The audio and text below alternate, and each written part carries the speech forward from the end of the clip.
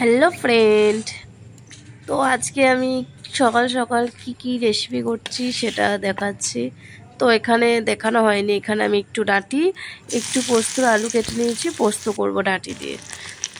আর ওখানে যেটা পেঁয়াজ দেখিয়েছি বেগুন দেখিয়েছি ওটা একটা অন্য রান্না করব। তো ফুল ভিডিও দেখুন, মজাদার একটা রেসিপি করবো আমি আজকে।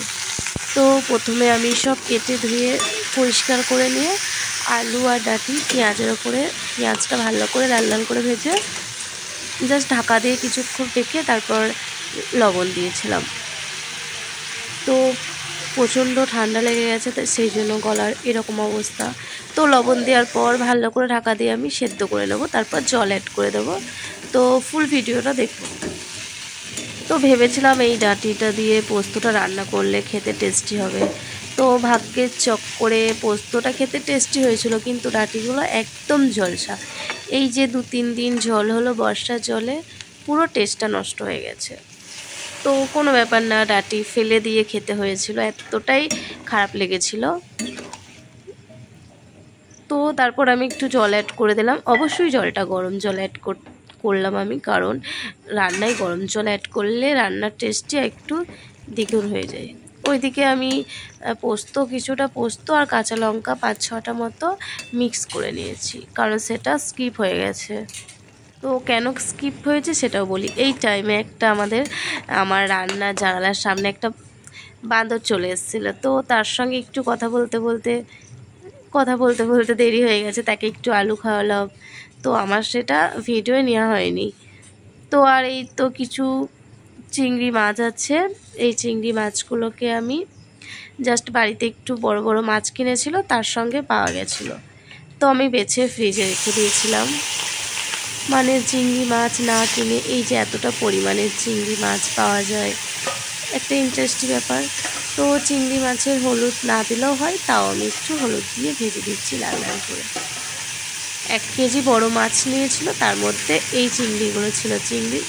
চিংড়ির সাইজগুলো অসাধারণ ছিল। তো আমার এপিঠ ওপিঠ ভাজা হয়ে গেছে। তো আমি আজকে আমার মশলা বলতে জাস্ট আদা রসুন কিচ্ছু ব্যবহার না করে আমি এটা করব, কিন্তু খেতে অসাধারণ হয়েছিল। তো দেখুন, বাড়িতে ট্রাই করবেন। আর আমার এই ভিডিওটা কে কোথা থেকে দেখছেন প্লিজ কমেন্ট করবেন আমাকে, আর ভালো লাগলে সাপোর্ট করে পাশে থাকবেন। তো আমি সব মাছগুলো তুলে নিয়েছি। তো মাছের পরিমাণটা কম হলেও কিন্তু অসাধারণ লেগেছিলো। আর এদিকে আমি কিছুটা বেগুন লবণ হলুদ আর একটু চিনি মাখিয়ে 8 ঘন্টার জন্য রেস্ট রেখেছিলাম। তো আমার 8 ঘন্টার মধ্যে পোস্ত রেসিপিটা হয়ে গিয়েছিল। তো ততক্ষণ এটা মাখানো ছিল। তো তারপর আমি ভালো করে লাল লাল করে বেগুনগুলো দেখো ভেজে নিয়েছি। তো ভেজে নেওয়ার পর আমি এগুলো তুলে নেব, জাস্ট একবারে খড়া খড়া করে ভেজে নিয়েছি। তো সব আমি উঠিয়ে নিচ্ছি, উঠিয়ে নেওয়ার পর কড়াইয়ে আবার পরিমাণ মতো হালকা তেল দিয়ে নিচ্ছি, কারণ আমি তেল বেশি অ্যাড করছি না বা করিও না। তো এটা হলে আমি এখানে ফোড়নে কিছু কালো জিরে দিয়েছি আর পেঁয়াজ দিয়েছি। ফোড়নে আমি কালো জিরে ছাড়া আর কিছু অ্যাড করিনি, কারণ আমি এটা শুধু কাঁচা লঙ্কায় করব, কারণ খেতে অসাধারণ হয়েছিল। এখানে শুধু আছে সর্ষে আর কাঁচা লঙ্কা, জাস্ট আদা রসুন কিচ্ছু নেই। তো এই যে একটু দিলাম, এটা একটু পোস্ত বাটে দিয়েছিলাম। সত্যি বলছি খেতে অসাধারণ লাগছিল। শুধু আমি 4-5টা কাঁচা লঙ্কা আর হালকা সর্ষে দিয়েছিলাম, সাদা সর্ষেটা দিইনি, কালো সর্ষেটা দিয়েছিলাম। তো তারপরে পোস্ত দিয়েছিলাম বেটে, সেই ঝোলটা দিয়ে দিয়েছি। তারপর আমি হলুদ লবণ অ্যাড করে কিছুক্ষণ মশলাটাকে কষিয়ে নেব। আর এই পোস্ত দিয়ে চিংড়ি মাছ কে কে রান্না করে খেয়েছেন প্লিজ কমেন্টে জানাবেন। তো হয়ে গেছে। তো এরপর আমি হালকা জল দিয়ে দিচ্ছি। তো এটা ফুটে আসলে এতেও আমি হালকা গরম জল অ্যাড করে দেব। তো আমি জল অ্যাড করে দিয়েছি।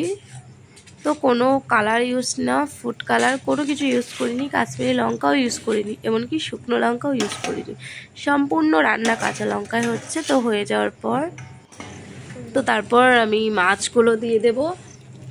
তো তারপর কিছুক্ষণ ফুটিয়ে নেব, তো রেডি। তো এইভাবে ট্রাই করবেন বাড়িতে, বাড়ির সকলকে পরিবেশন করবে, অসাধারণ লাগবে। তো এই তো এবার নামিয়ে নেব। তো এই যে পোস্তর লুক, ফাইনাল লুক এরকম হয়েছে দেখতে। তো খেতে কিন্তু অসাধারণ হয়েছিল কোনো। আর এইদিকে হচ্ছে মাছের, চিংড়ি মাছের রসাটা কত সুন্দর হয়েছে। তো যদি ভালো লাগে প্লিজ সাবস্ক্রাইব করে দেবেন। টাটা।